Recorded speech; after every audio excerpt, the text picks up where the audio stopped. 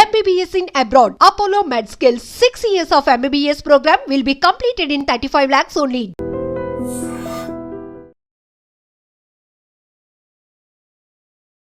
నమస్కారం, welcome to I dream. ధర్మ మార్గం విత్ విజిత కార్యక్రమానికి స్వాగతం.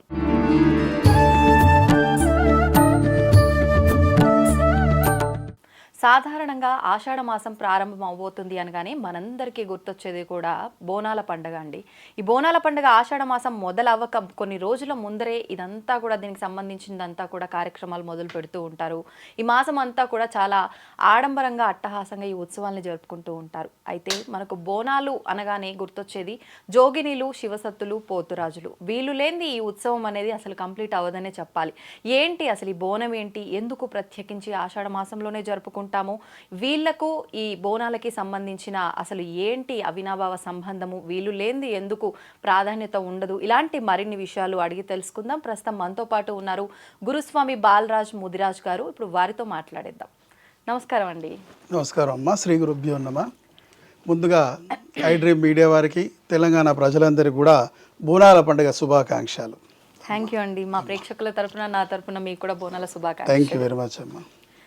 ఇప్పుడు సాధారణంగా మనకు బోనాల పండుగ అనగానే ఎన్నెన్నో ఉంటాయి క్రతువులు. ఈ నెలంతా కూడా ఒకటి దాని తర్వాత ఒకటి తంతులన్నీ జరుగుతూ ఉంటాయి.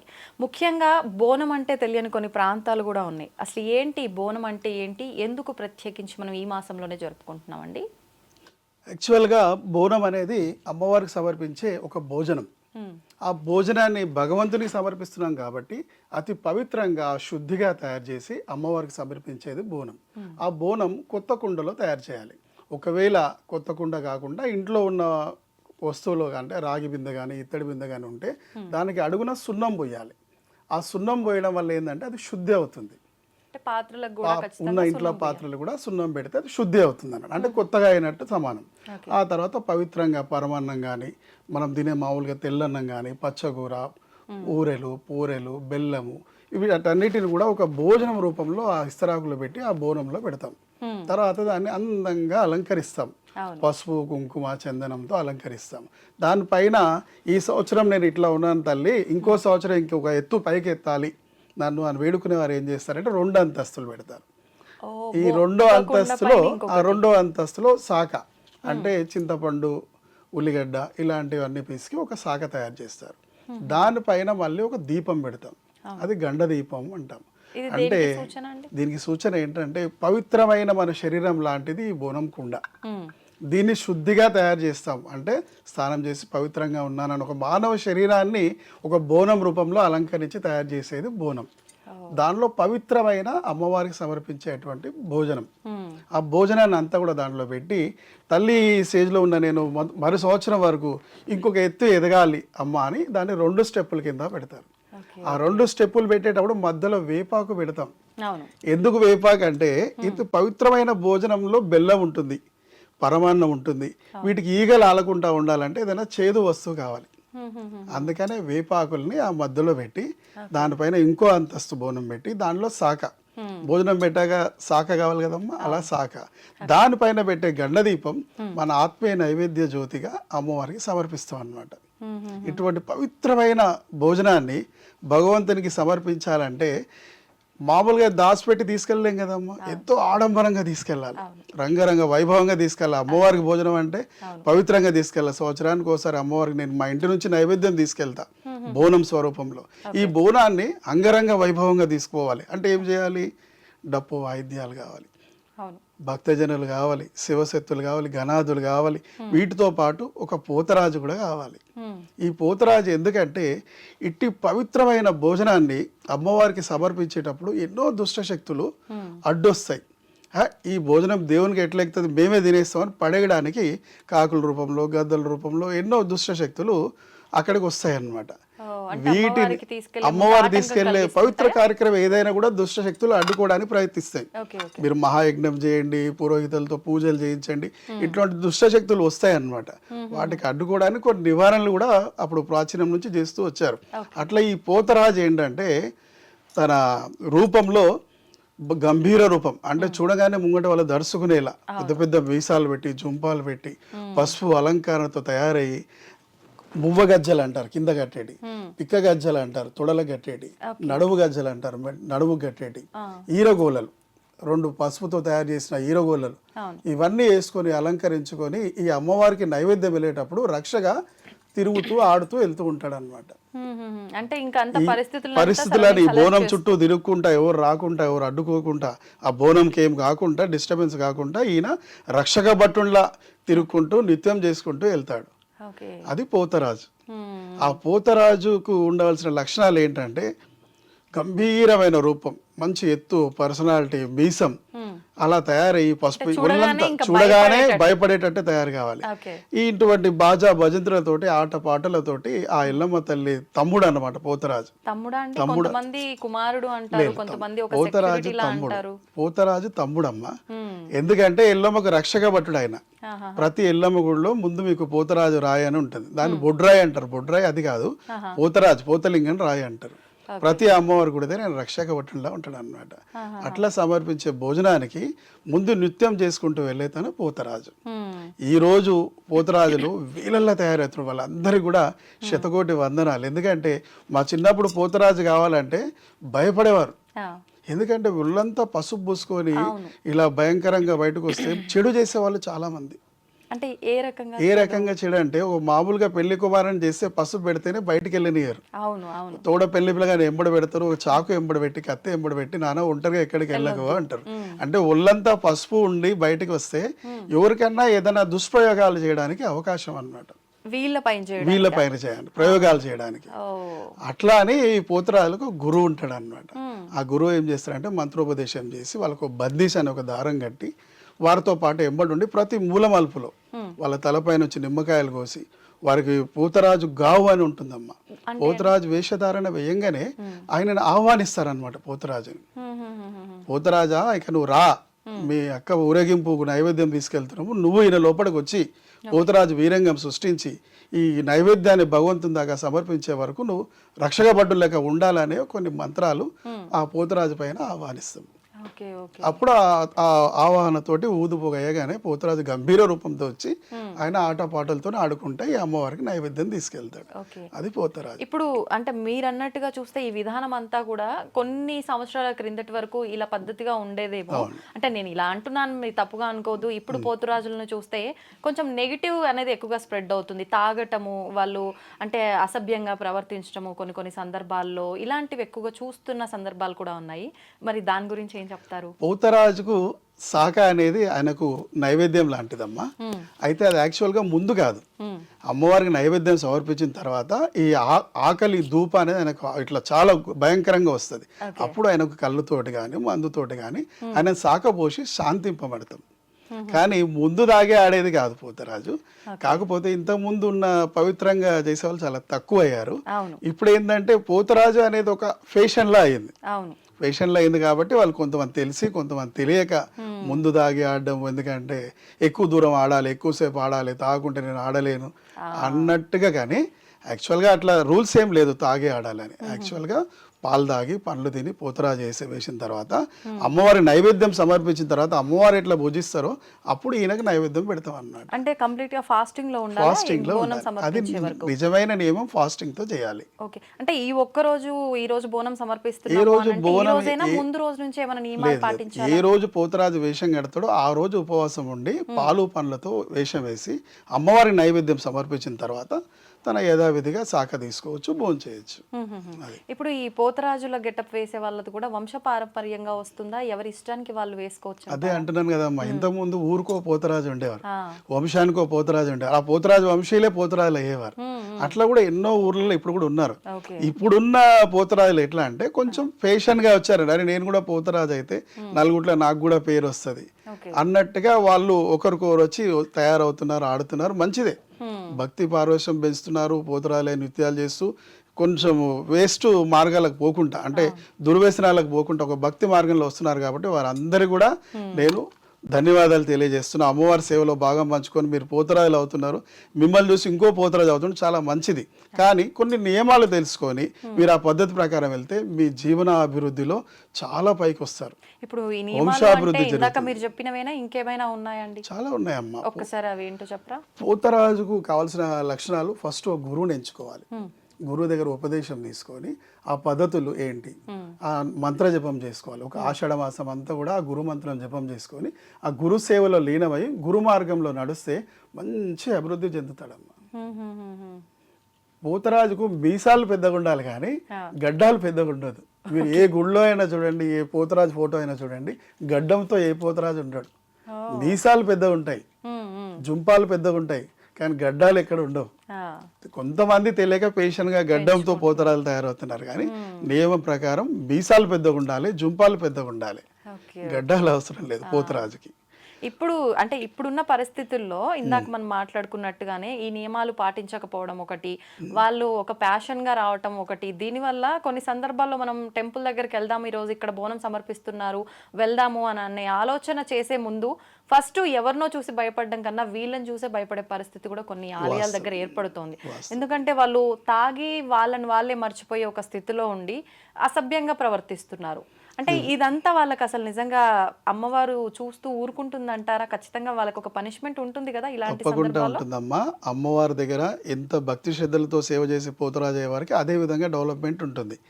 ఏ విధంగా అయితే వీళ్ళు తాగి తిని ప్లస్ వీళ్ళని కుట్టడం తిట్టడం అసభ్యకరాలు చేస్తారో వాళ్ళ భవిష్యత్తులో డెవలప్మెంట్ కూడా అట్లే డౌన్ ఉంటుంది.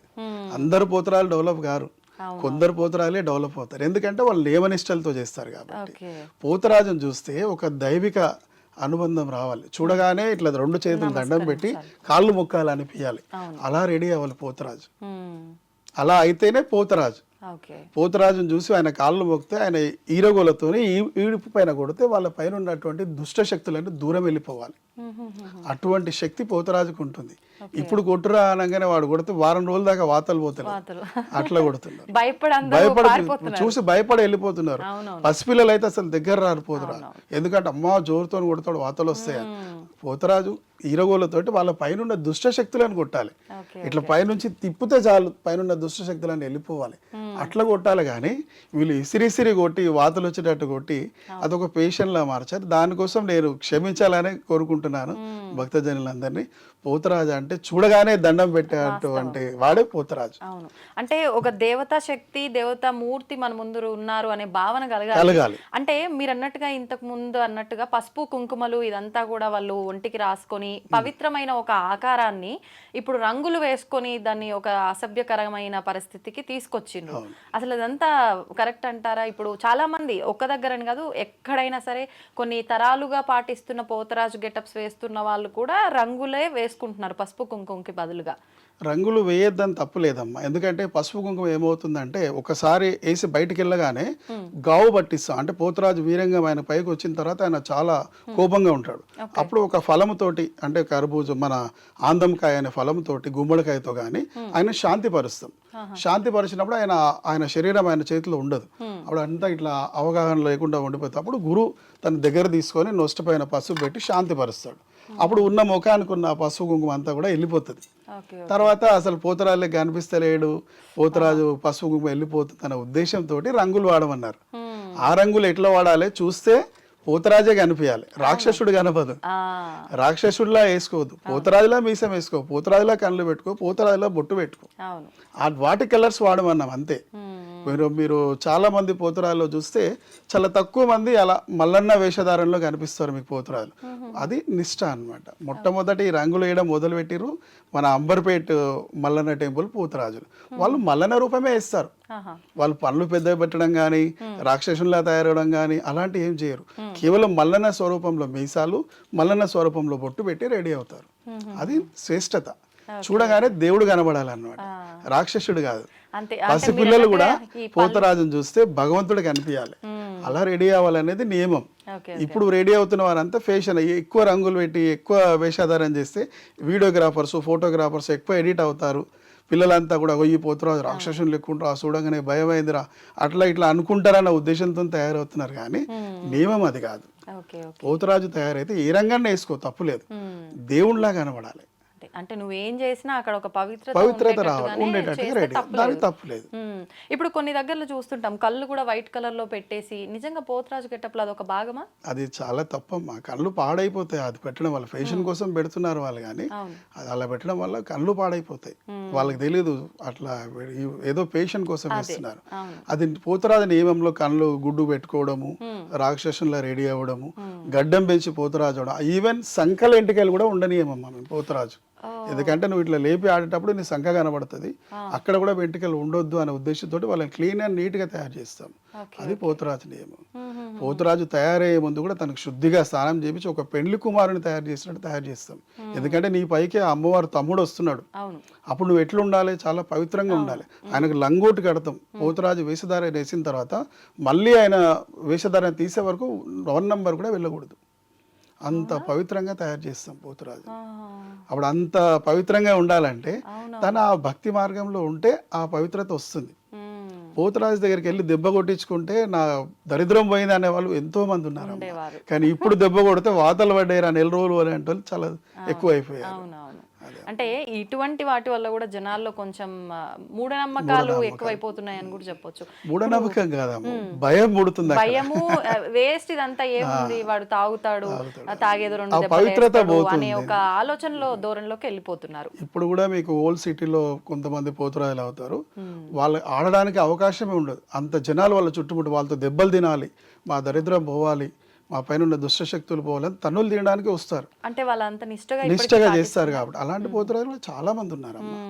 కొంతమంది చిన్నపిల్లలు, ఈ యంగ్ స్టూడెంట్స్ వాళ్ళు 18 to 25 లోపు వాళ్ళే ఇలాంటి వేషాలు వేస్తారు, కానీ నిజంగా నియమంగా నిష్టంగా పోతురాజు చేసే వాళ్ళు చాలా మంది ఉన్నారు. ఓకే, ఇప్పుడు మీరు ఇందాక అన్నట్టుగా అంటే రంగులు వేసుకోవచ్చు, తప్పు లేదన్నారు, కానీ మనం వేసుకోవాల్సిన ఏదైనా పౌడర్లు ఇలాంటి వాటిలోనే చిన్న తేడా జరిగితే రకరకాల ఇన్ఫెక్షన్లు వస్తూ ఉంటాయి. మరి ఈ రంగులు ఇవన్నీ వేసుకొని ఒక్క రోజుతో పోయేది కాదు, ఇది నెలంతా ఎన్నోసార్లు వేసుకోవాల్సి వస్తుంది.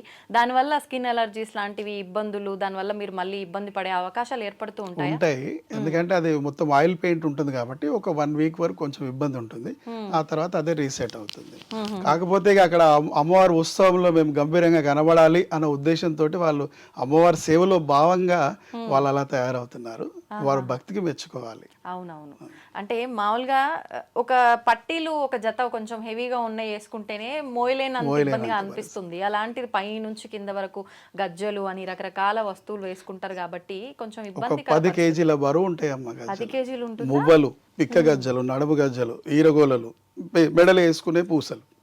అంటే ఎవరి అంటే వాళ్ళ శరీర స్తోమతను బట్టి వాళ్ళు చూస్ చేసుకుంటారా? ఎవరు వేసుకున్నా అంత వెయిట్ మోయాలి, ఎవరు వేసుకున్నా అంత వెయిట్ మోయాల్సిందే. 10 కేజీలు మొత్తం సామాన్ అంతా 10 కేజీలు ఉంటుంది. అందుకే అప్పుడు పోతురాజులు అంటే బలంగా దృష్టిగా ఉండేవారే పోతురాజు వేసేవారు. పోతురాజు వేయడానికి తను ఎంతో శ్రమ చేసి సంవత్సరం అంతా తయారయ్యేవాడు. పోతురాజు అయితే ఇట్లా ఆడితే పోతురాజు కనబడాలని. ఇప్పుడు గంభీరత లేదు, పిల్లలు అందరూ తయారవుతున్నారు, చాలా భక్తి పెంచుతున్నారు కాబట్టి మేము వాళ్ళందరూ ప్రోత్సహిస్తాము, వాళ్ళ ఓపికకి మెచ్చుకుంటాం. కానీ వారందరికీ ఇచ్చే సూచన ఏంటంటే వేషం వేయండి, రంగులు వేయండి, కాకపోతే చూస్తే దైవత్వం కనబడేలా రెడీ అవ్వండి. ఈరగోలతో కొట్టండి, కాకపోతే వారి పైన ఉన్న దరిద్రం పోయేలా కొట్టండి, వాతలు వచ్చేటట్టు కొట్టకండి. తాగండి, ఎప్పుడు తాగాలి? అమ్మవారికి నైవేద్యం సమర్పించిన తర్వాత తాగండి. ముందు మాత్రం మీరు ఒక్క పొద్దుతో పండ్లు ఫలాలతో పాలు తాగి వేషం వేయండి. మీ జీవనాభివృద్ధి కూడా ఎంతో మారుతుంది. ఈ సంవత్సరం నేను చెప్పినట్టు పోతురాజు చేయండి, మళ్ళీ సంవత్సరం వరకు మీ జీవితంలో అభివృద్ధి చెందుతుంది. మీకు దైవశక్తి వస్తుంది, మీరు నోటితో చెప్పిన వారికి మంచి జరుగుతుంది. అలాంటి ఎన్నో సత్కార్యాలు జరుగుతాయి. భక్తి శ్రద్ధలతో చేయాలి. ఇప్పుడు అంటే ఏ వృత్తిలో ఉన్న వాళ్ళకైనా ఆ వృత్తి ద్వారా ఎంతో కొంత ఇన్కమ్ అనేది వస్తుంది. ఇప్పుడు ఈ పోతురాజుల విషయానికి వస్తే ఏమైనా కమిటీ ఉంటుందా, వాళ్ళకి ఏమైనా ఆదాయం వచ్చే సోర్స్ ఉంటుందా, లేకపోతే అసలు ఈ విధానం అంతా ఎలా ఉంటుంది? యాక్చువల్గా పోతురాజులది అసోసియేషన్ ఉంది మేడం, కాకపోతే ఎక్కడ ఆ అసోసియేషన్ని అందరూ పాటించట్లేదు. ఎందుకంటే ఏ వీధికి ఆ వీధి పోతురాజు గురువు ఉంటాడు, ఆయన శిష్య బృందం ఉంటుంది, ఆ సిస్టమ్ ప్రకారంగా వాళ్ళు నడుస్తున్నారు. యాక్చువల్గా పూర్వకాలంలో పోతురాజులు అంటే ఒక వంశీయులు వేసేవారు, చాకలి వాళ్ళు, అట్లా కొన్ని కులస్తులు, కొన్ని ఏరియాలో ముదిరాజులు, కొన్ని ఏరియాల్లో బెస్తవాళ్ళు, అట్లా వాళ్ళు వేసేవారు పోతురాజు. ఇప్పుడు ప్రతి కులస్తులు పోతురాజులు అవుతున్నారు. అవును. ఇక వారికి భగవంతుడు అనుగ్రహం కలగాలనే కోరుకుంటాం, కానీ నియమ నిష్టలతో చేసుకుంటే మీ జీవితంలో అభివృద్ధి చెందుతుందని నేను పోతురాలకు తెలియజేస్తున్నాను. Okay okay. అంటే ఎంతసేపు ఉన్నా మనం పాటించాల్సింది ఒకటి, మనం చాలా భక్తితో నిష్ఠతో ఏం చేసినా కూడా చేస్తే బాగుంటుంది. అంతేగాని ఇదంతా పోతురాజు వేసే వాళ్ళు పోతురాజులే వేయాలి, వేరే వ్యాపారాలు చేయొద్దని ఏమి లేదమ్మా. మీ జీవితంలో మీరు చేసుకునే వృత్తులన్నీ కూడా చేసుకోవచ్చు, మీ కులధర్మాలు అన్నీ చేసుకోవచ్చు. అమ్మవారికి వేషం వేస్తే మాత్రం ఒక నియమ నిష్టలతో వేసి భక్తి ప్రాధాన్యతని పెంచండి. ఓకే. ఇప్పుడు మీరు కూడా ఇంతకు ముందర పోతురాజు గెటప్స్ వేస్తున్నారని విన్నాను. అంటే ఎన్ని సంవత్సరాల క్రిందట, మీరు ఏ వయసులో వేసుకోవడం స్టార్ట్ చేశారు? 17 ఏళ్ల వయసులో నేను పోతురాజు అమ్మ. 17 సంవత్సరాల వయసులో నేను సీతారాంబాగ్ ఏరియాలో పుట్టి పెరిగింది. అక్కడ మా పోతురాజు గురు ప్రతాప్ కుమార్ గారు, ఆయన చెప్పిన నియమ నిష్టలతోటి మేము పోతురాజు వేసేవాళ్ళము.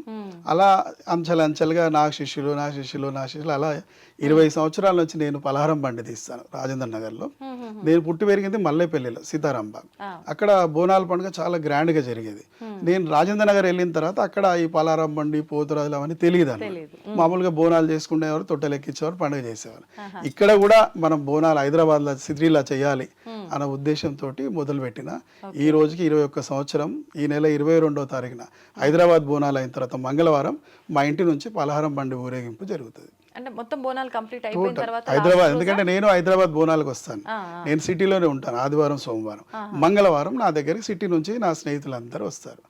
అలా 21 సంవత్సరం నుంచి చేస్తున్నాను. ఇప్పుడు మీరు వేయటం మానేసి గురుస్వామిగా ఉండే ఎన్ని సంవత్సరాలు అవుతుంది? 10 ఇయర్స్ అవుతుంది. అంటే దీంట్లో కూడా ఇప్పుడు అంటే అయ్యప్ప స్వాముల్లో అయితే గురుస్వామి అని ఇన్నిసార్లు చేస్తే ఇలా అని చెప్పి లెక్కలు ఉంటుంటాయి.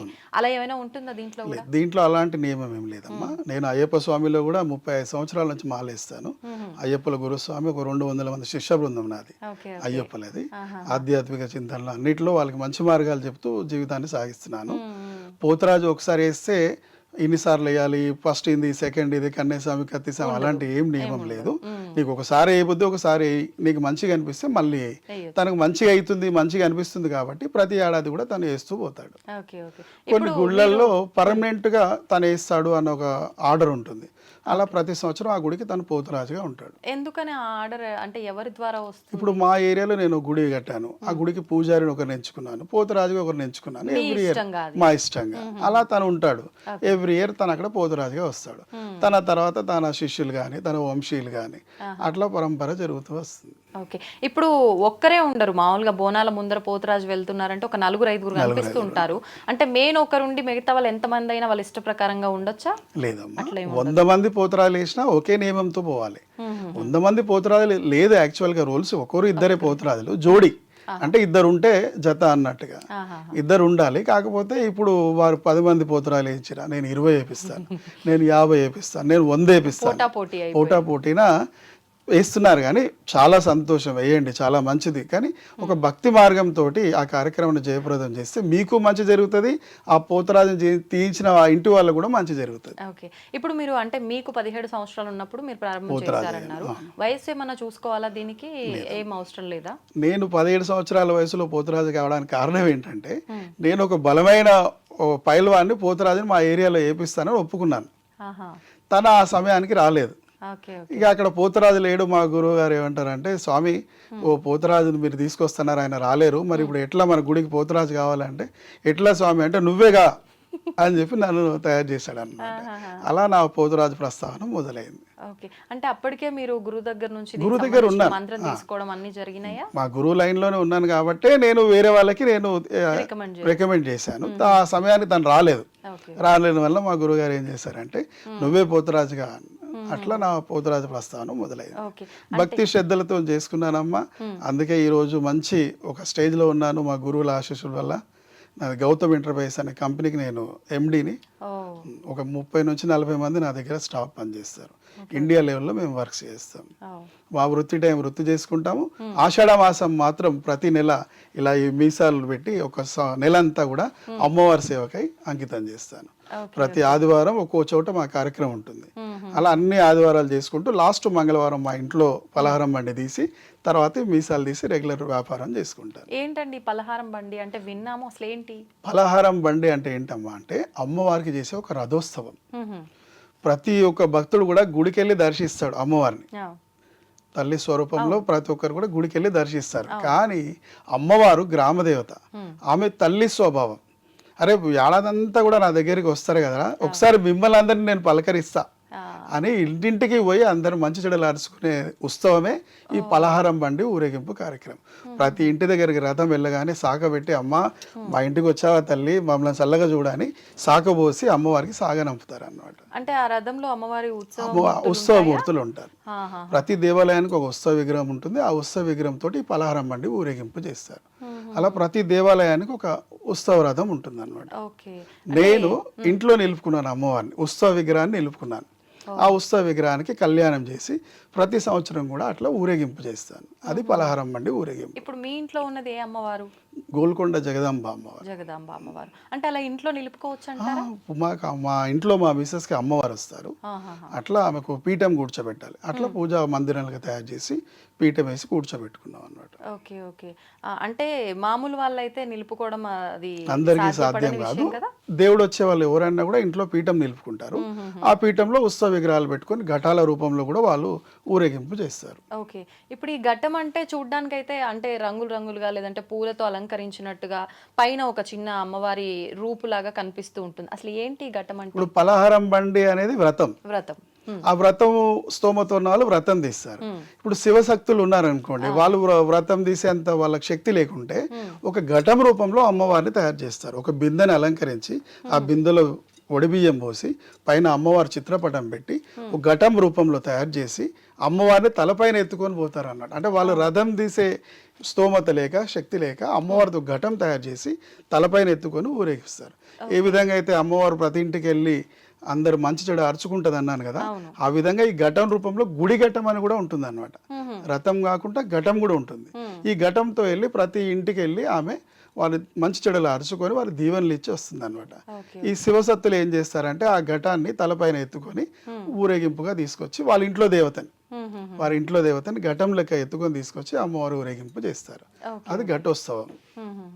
అంటే ఇప్పుడు గుడి ఘట్టం అన్నారు కదా, ఇప్పుడు కూడా అంటే ఇది గుడికి సంబంధించిన మొత్తం ఆ వీధుల్లో తిరుగుతుంటారా, ఎలా ఉంటుంది ఇదంతా? గుడికి సంబంధించిన ఘటము మన బోనాల పండుగ కంటే ఒక వారం రోజుల ముందు చేసే వాళ్ళు కొంతమంది, నెల రోజులు చేసే ముందు కొంతమంది.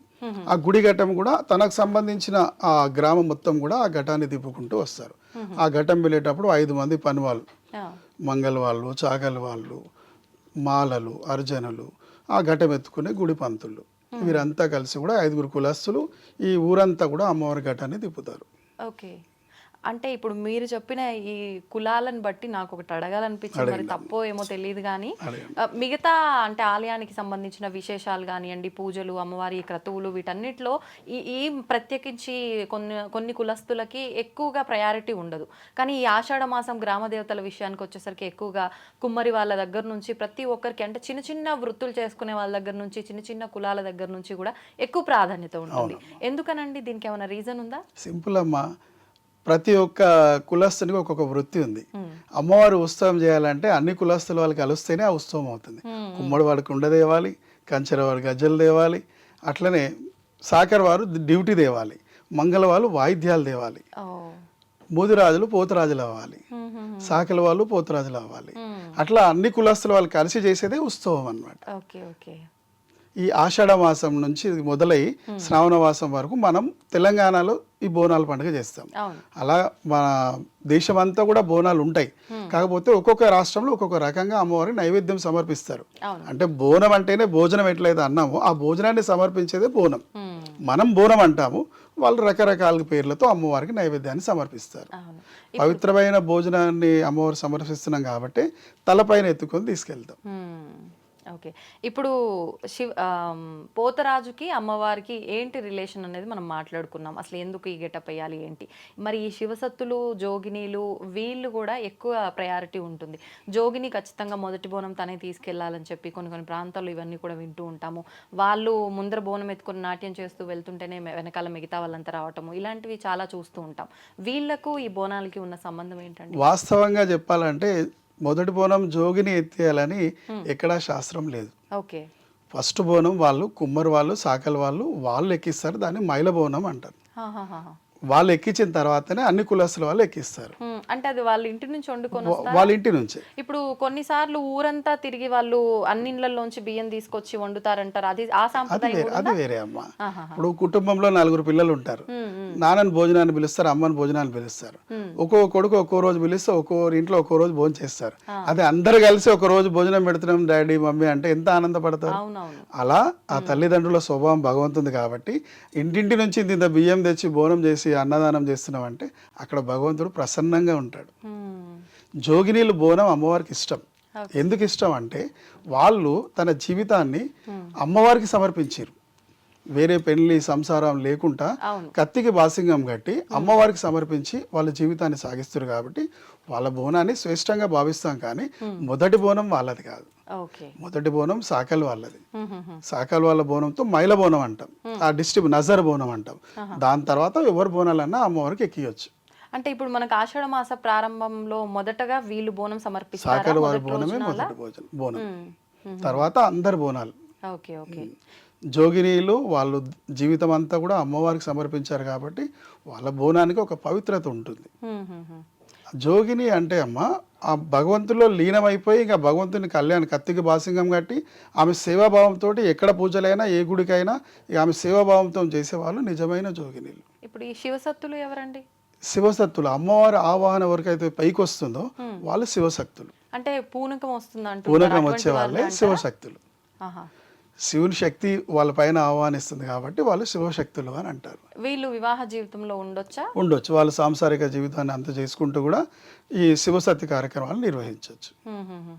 అంటే ఇది వ్యత్యాసం వీళ్ళలో. కానీ వీళ్ళందరి పాత్ర ఖచ్చితంగా అయితే ఈ గ్రామ దేవతల్లో ముఖ్యంగా ఏంటంటే అమ్మ జోగినీలది వ్యవస్థ ఎట్లా అంటే వాళ్ళు పుట్టుకతో కొంతమంది నపుంసకంగా పుడతారనమాట. వాళ్ళ పుట్టుకతోనే వాళ్ళకు స్త్రీ లక్షణాలు ఉంటాయి, మగవారు ఉన్నా కూడా. అలాంటి వాళ్ళు మాత్రమే ఇక నేను అమ్మవారికి నా జీవితం అంకితం, నేను మగవాళ్ళ సంసారం చేయలేను కాబట్టి నా జీవితాన్ని అమ్మవారికి అంకితం ఇస్తున్నా అని జోగినీలు అయ్యే వాళ్ళు కొంతమంది.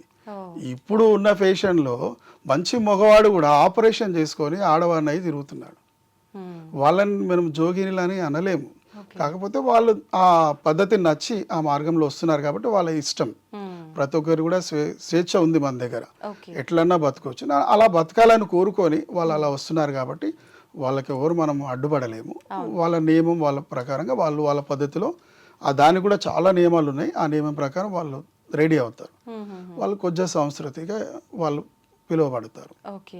ఇప్పుడు మీరు అన్నట్టుగా అంటే జోగిని బోనం అమ్మవారికి ఇష్టము అని అన్నారు.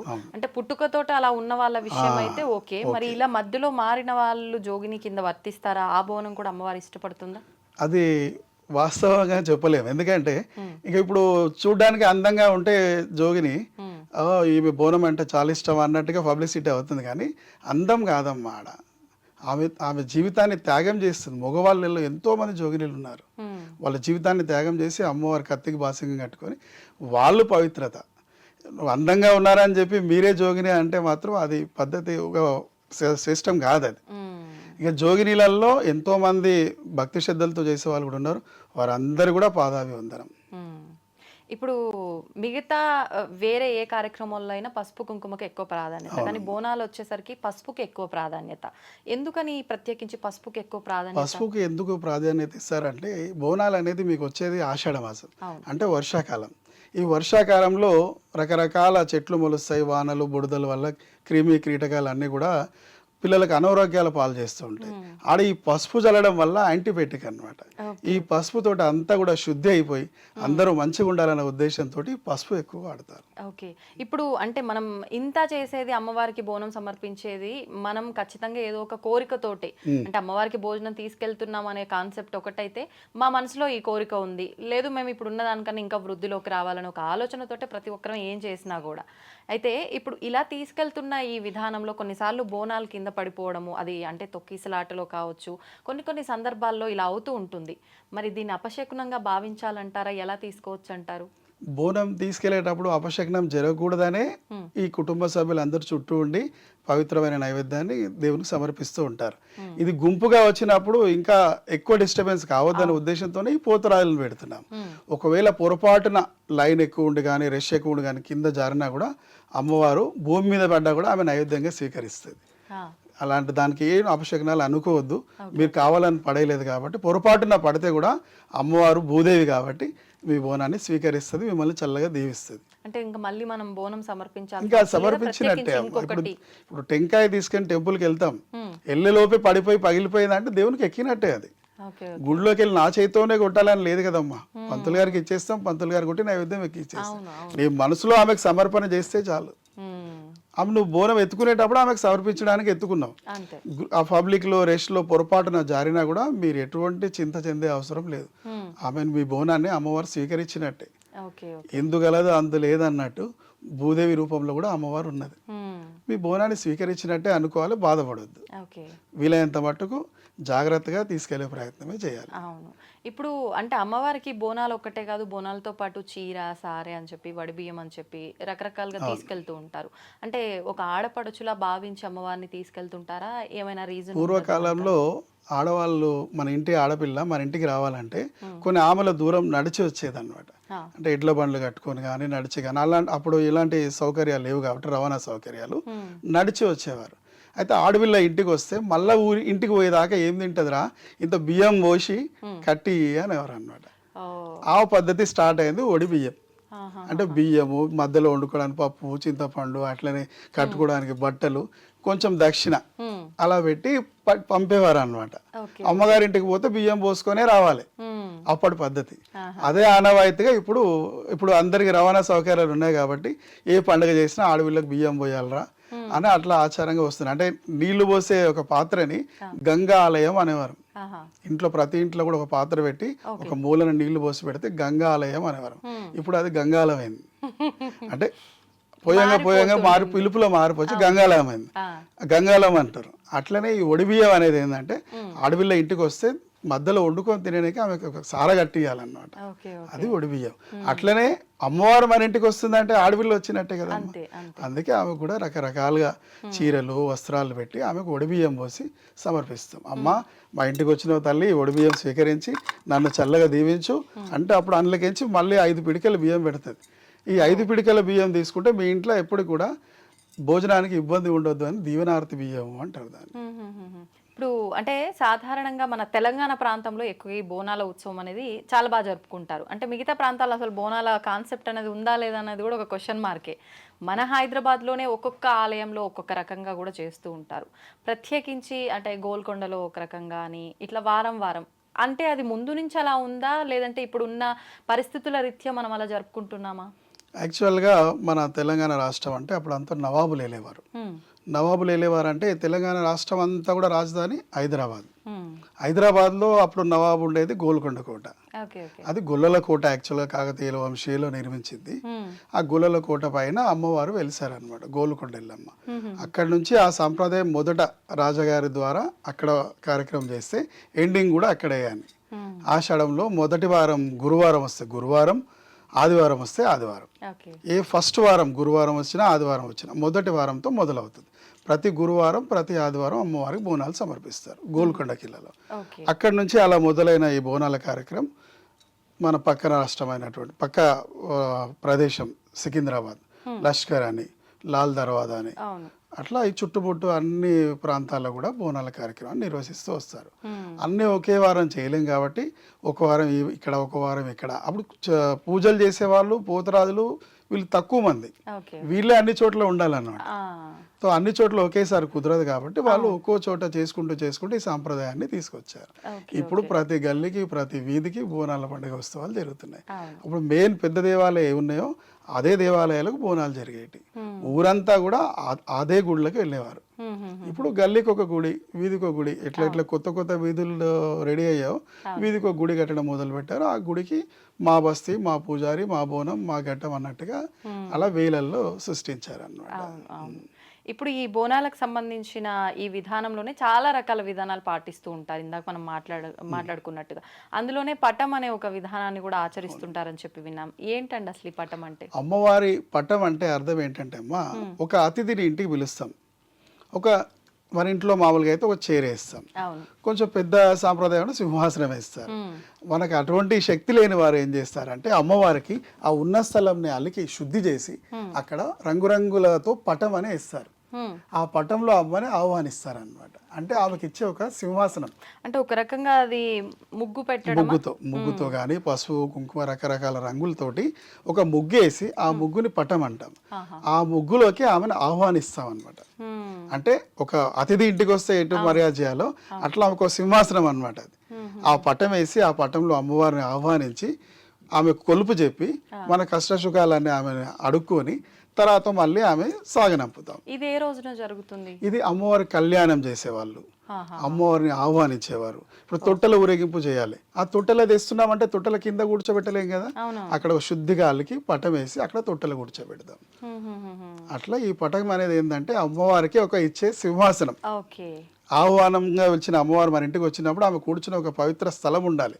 ఒక గెస్ట్ ఇంటికి వస్తే ఎట్లా మర్యాద ఇస్తామో దేవుడే మన ఇంటికి వస్తుండే ఆమెకు ఒక పవిత్ర స్థలం ఇవ్వాలి. అట్లా వేసేదే ఈ పట్టం అన్నమాట. ఇప్పుడు ఈ వేసే ఆ ముగ్గు కూడా ప్రత్యేకించి ఇదే వేయాలని ఉంటుందా?